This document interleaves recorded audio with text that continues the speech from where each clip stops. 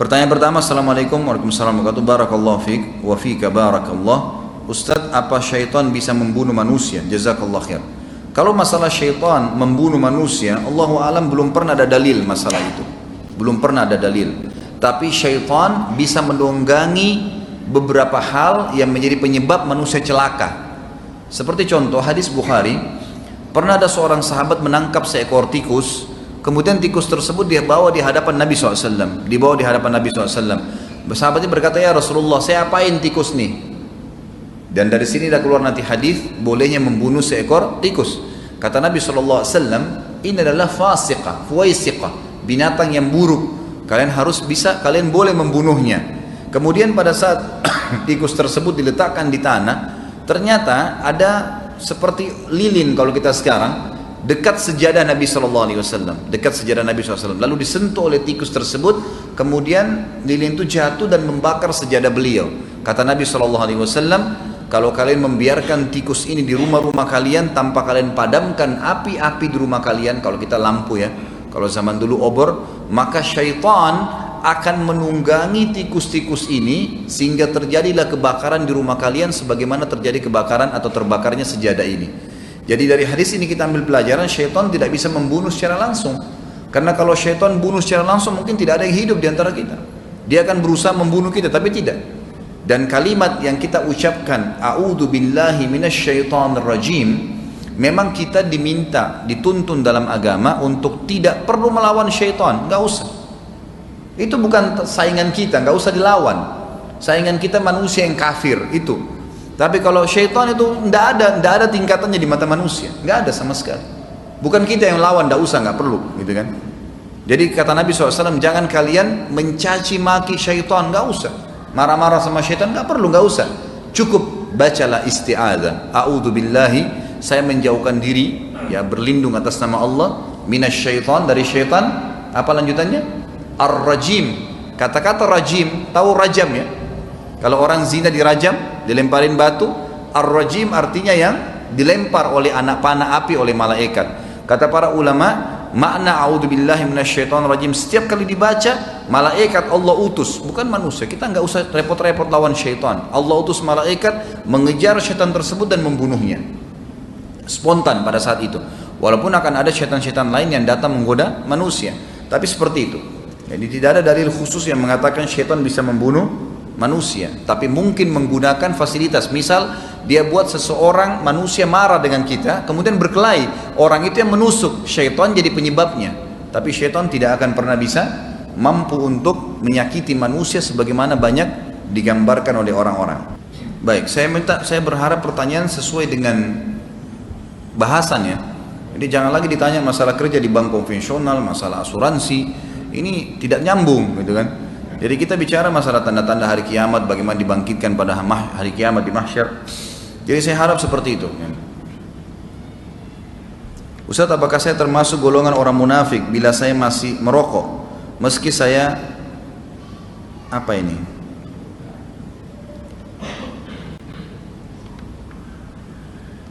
Meskipun saya berusaha mungkin untuk mengikuti sunnah, bahkan penampilan saya sendiri sudah mengikuti sunnah. Ya tentu saja bukan orang munafik ya, bukan orang munafik. Karena munafik itu ada cirinya.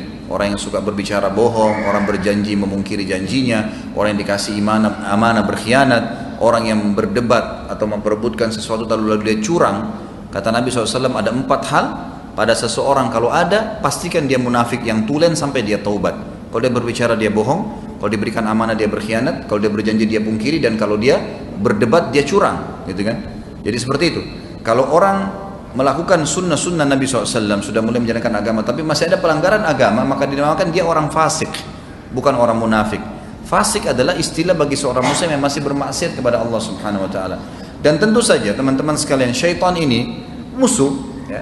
Kalau kita pegang pedang, syaitan pegang pedang.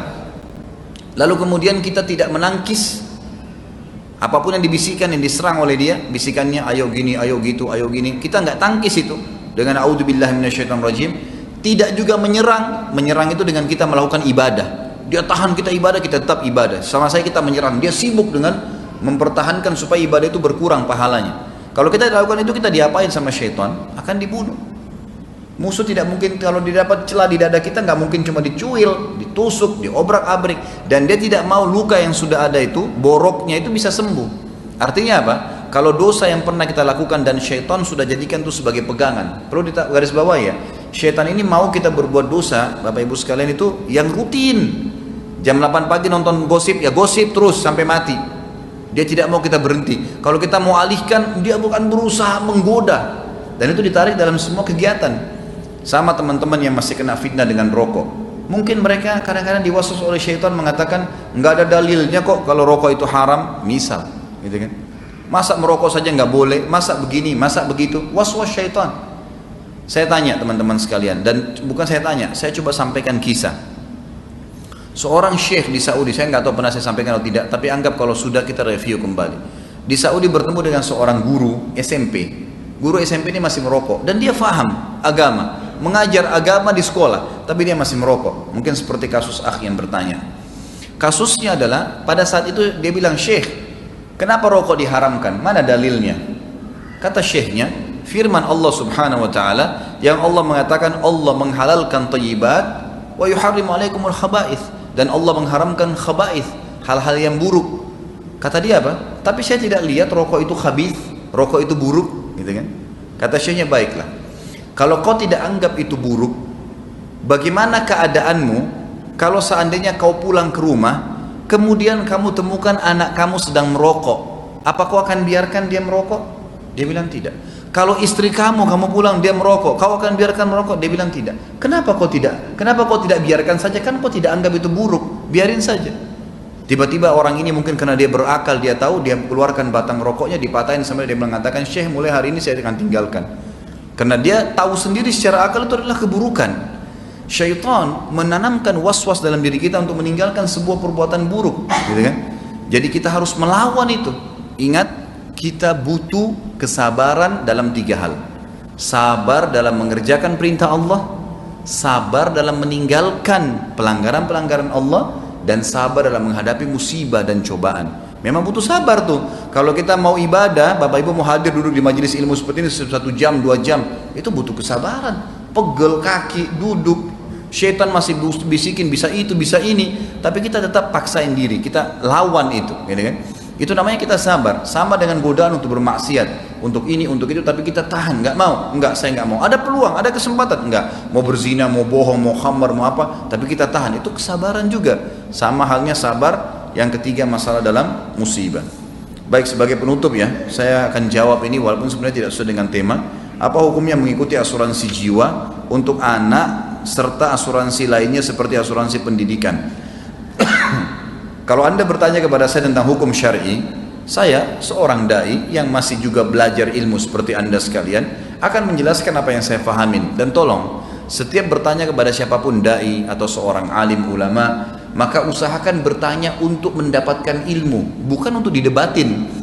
Jadi buka diri kita itu untuk bisa menerima ilmu. Jadi kita walaupun belum meninggalkan satu perbuatan pelanggaran, kita sudah tahu itu salah. Tapi kalau awalnya bertanya untuk mengkanter diri, membela perbuatan, ini berbahaya. Karena tidak akan ada manfaat dari pertanyaan itu. Teman-teman sekalian, para ulama mengatakan masalah asuransi dalam Islam ini hanya dibolehkan dalam satu keadaan saja, pada saat tidak ada pelanggaran agama di dalamnya. Beberapa hal yang berhubungan dengan ekonomi Islam yang tidak boleh adalah tidak boleh ada manipulasi, tidak boleh ada gharar, merugikan salah satu dari dua pihak, tidak boleh ada kezaliman, mengambil haknya orang lain, dan tidak boleh ada kezaliman. Jadi tidak boleh ada kezaliman di sini, tidak boleh mengambil hak orang lain, tidak boleh manipulasi data, dan tidak boleh ada gharar. 4 itu, tidak boleh ada gharar, gitu kan. Saya rincikan, tidak boleh ada manipulasi, berkhianat, manipulasi data. Seperti apa kira-kira? Coba kita lihat. Kalau kita hubungkan dengan asuransi, kalau Anda masukkan mobil Ores, kemudian 1 tahun sudah dibayar 5 juta misalnya, lalu tidak ada komplain, nggak ada komplain, apa yang terjadi? Hanguskah uangnya atau tidak? Umumnya hangus. Apa haknya mereka hanguskan ini? Dari mana haknya menghanguskan uang kita? Baik, satu sisi, nanti akan saya jawab ya. Sisi yang lain, kalau seandainya saya klaim, saya kena biaya administrasi 200.000 per kejadian. Dari mana ini 200.000 ini? Kenapa harus ada klaim lagi padahal saya sudah bayar 5 juta sebelumnya? Kemudian pertanyaan selanjutnya, ini banyak pintu-pintu celah agama yang dilanggar nih. Sisi yang lain, pada saat saya kecelakaan mobil seseorang kecelakaan, kemudian dia bayar 5 juta ores, ternyata mobilnya kecelakaan biayanya 20 juta. Yang dia bayar cuma 5 juta, yang nanggung 15 juta siapa? Asuransi. Ini gharar namanya. Nggak boleh ini. Di sini bertemu antara samar-samar manipulasi data. Bagaimana manipulasi data? Kadang-kadang ada orang, teman ayah saya sendiri pernah cerita bahwasanya temannya beliau, ayah saya cerita temannya beliau itu kalau masuk asuransi mobil, mungkin karena tidak paham agama ya, ini cuma saya pun tidak tahu siapa yang ayah saya cerita itu, semoga Allah berikan hidayah. Dia kalau masukkan asuransi mobilnya setiap tahun, dan kalau tidak ada klaim, dia sengaja sudah mendekati tanggalnya dipecahin kaca mobilnya, dirusak mobilnya sendiri, sengaja ditabrakin, supaya uang dia yang 5 juta, 10 juta dia sudah bayar itu tidak sia-sia. Itu nanti diganti mobilnya baru, semua kacanya, pintunya baru, dan diikuti dengan manipulasi data. Selain pukul pecah sengaja ini, nanti per klaim, ini kan kejadiannya lain. Kalau peraturan asuransi, kalau tabrak dari kanan berarti ini klaim sendiri, kalau yang dari belakang klaim sendiri, waktunya, tempatnya, posisinya harus berbeda. Ini enggak, sama aja semua. Dibuat dari manipulasi data antara dia dengan bengkel umum, sudah nih rahasia umum, semua di bengkel buat manipulasi data. Kemudian dia juga data asuransinya juga kadang-kadang tahu, baik dia 200.000, 400.000, dianggap semuanya manipulasi data. Ada gharar, merugikan salah satu dari dua pihak. Bayar 5 juta, mobilnya hilang 200 juta, diganti 180 juta, 200 juta, padahal dia cuma bayar 5 juta, gitu kan. Kemudian ada kezaliman yang terjadi di sini. Kezaliman bisa menzalimi salah satu dari dua pihak. Ada gharar, merugikan dari satu pihak, ada kezaliman, ada banyak kejadian pelanggaran agama di situ.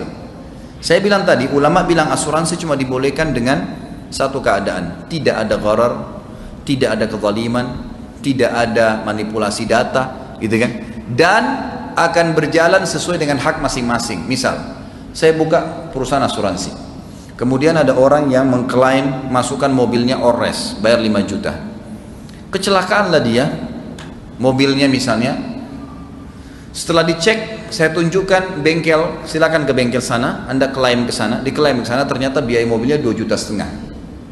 Baik, saya buat laporan kepada teman saya ini, partner saya atau nasabah saya mengatakan mobil Anda kena 2,5 juta. Harga normal bengkel, semua bengkel kalau didatangin akan sama 2,5 juta. Ini harga normalnya. Mobil Anda kena, mau diperbaikin mau, baik. Berarti uang Anda di saya tinggal 2,5 juta. Kan 5 juta tadi dikasih.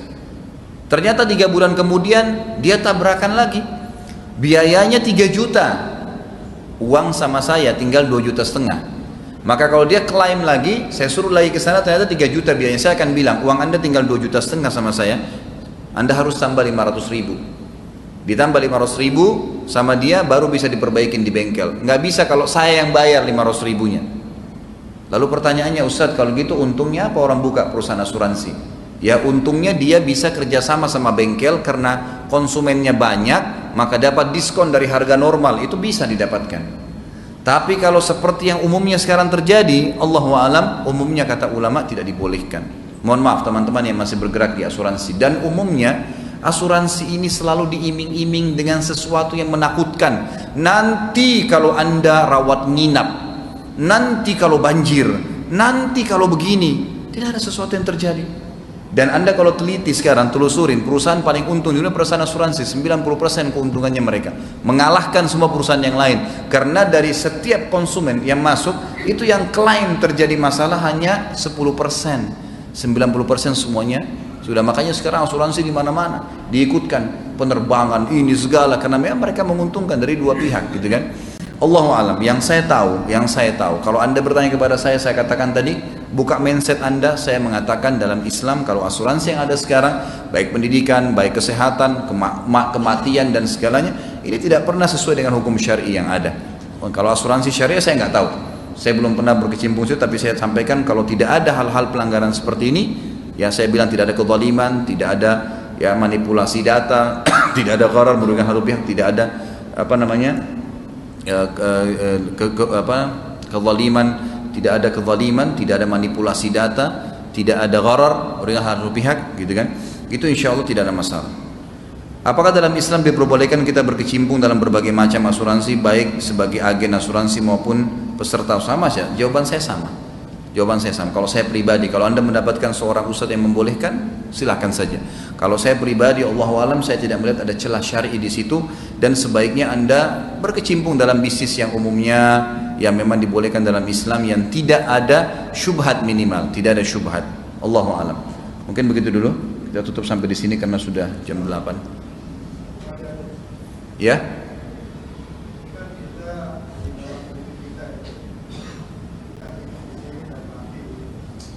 Kita hidup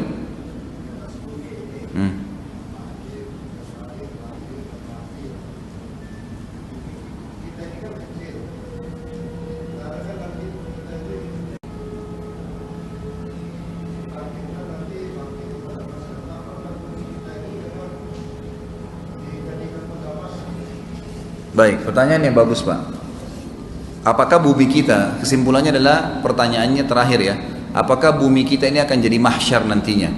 Itu memang disebutkan dalam hadis Bukhari. Nabi SAW mengatakan nanti Allah akan mengganti bumi ini dengan kondisi bumi yang lain. Kondisi bumi yang lain. Jadi dari hadis ini kemungkinan besar mungkin ada kehancuran, Allahu alam seperti apa. Tetapi Allah Subhanahu wa taala akan membentangkan sebuah tanah yang luas di atas negeri Syam. Di atas negeri Syam berarti di wilayah negeri Syam sana ya, di Tunis, di Palestina, di Yordania, segala itu akan dibentangkan tanah yang putih dan besar, dan akan dibangkitkan dari tempat itu. Kata para ulama, yang dimaksud dengan kalian akan dibangkitkan dan dibentangkan tanah yang luas berpasir putih dan akan disebutkan dengan mahsyar adalah Allah Subhanahu wa taala mengubah dengan hikmahnya bumi ini menjadi sebuah tanah yang bentang. Sekarang bulat, nanti akan menjadi bentang, gitu kan? Dan akan dibangkitkan tetap manusia pada saat itu. Jadi pada saat itu semua akan berkumpul di tanah yang bentang itu, tapi di bawah tanah. Allah turunkan hujan lalu membangkitkan mereka dari tanah-tanah itu. Itu yang kita ketahui. Dalam hadis Bukhari yang lain juga, ada seorang pendeta Yahudi datang kepada Nabi SAW dan berkata, ini diriwayatkan oleh Thauban. Thauban ini adalah mantan budaknya Nabi SAW. Jadi dia budak dibebasin oleh Nabi SAW. Lalu berkata, Thauban telah datang pendeta Yahudi kepada Nabi SAW dan kemudian berkata, Salamun alaika ya Muhammad. Dia berikan salam, terus mengatakan Muhammad. Lalu Thauban berkata, saya pun mendorongnya dengan kuat. Lalu dia berkata, kenapa kau dorong saya? Kata pendeta Yahudi itu kepada Thauban. Kata Thauban, dia adalah Rasulullah. Kenapa kau panggil namanya? Kenapa kau tidak mengatakan Salamu alaika ya Rasulullah, gitu kan? Kata orang Yahudi, kami tidak panggil kecuali namanya dia.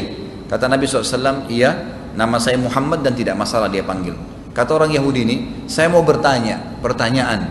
Bolehkah? Kata Nabi SAW, berguna kalau saya jawab untuk kamu? Dia bilang, iya, saya akan dengar dengan telinga saya. Lalu kata Nabi SAW, silahkan. Di antara pertanyaan dia lemparkan mungkin 4-5 pertanyaan. Di antara pertanyaan dia mengatakan, wahai Muhammad, di manakah manusia pada saat bumi ini dan langit diganti oleh Allah dengan bumi dan langit yang lain? Kata Nabi SAW, mereka akan berada di atas sebuah jembatan. Maksudnya nanti jembatan yang di atas sirat, gitu kan? Akan ada di atas jembatan yang gelap gulita, dan mereka tertuntun pada saat itu menurut sesuai dengan apa yang Tuhan mereka inginkan. Lalu dia bilang, lalu apa makanan ahli surga? Kata Nabi SAW, mereka akan diberikan ujung hati ikan, dan mereka akan disembelihkan sapi yang mereka makan secara beramai-ramai, gitu kan? Lalu orang Yahudi bilang, siapakah yang paling pertama masuk ke dalam surga? Kata Nabi SAW, orang-orang fakir dari muhajirin. Orang-orang fakir dari muhajirin. Lalu orang Yahudi ini mengatakan, engkau benar hai Muhammad. Tapi saksi bahasan kita, Yahudi pun menemukan dalam Taurat, kalau seperti dalam hadis tadi, bumi akan Allah ganti dengan bumi yang lain yang terhampar, gitu kan? Masalah kasus nanti bagaimana manusia sudah dalam kuburan pada saat terjadi goncangan itu, Allahu alam, tidak ada kejelasan tidak ada dalil khusus merincikan itu. Tapi yang ada adalah memang Allah akan ganti dengan tanah yang luas terbentang di atas negeri Syam yang berpasir putih. Allahu a'lam. Gitu Pak ya? Ini diborong sendiri Pak ini. Silakan, silakan.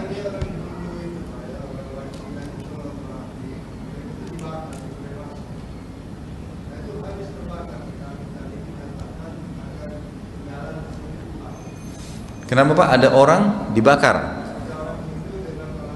Orang-orang Hindu baik dan orang Cina dibakar pada saat mati. Terus pertanyaannya?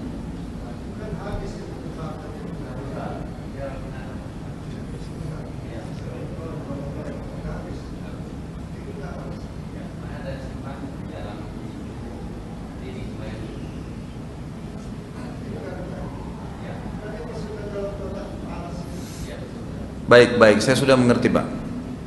Pertanyaannya, ada orang yang dibakar, kemudian anggaplah seluruh jasadnya habis, gitu kan?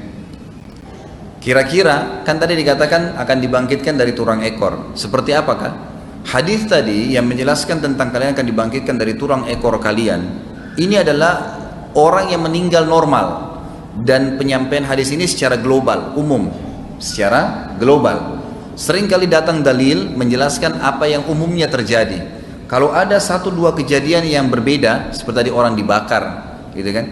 Sebagian ulama memberikan jawaban kayak Bapak sebelah tadi jelaskan. Jadi orang yang dibakar pun biasanya debunya itu masih ada.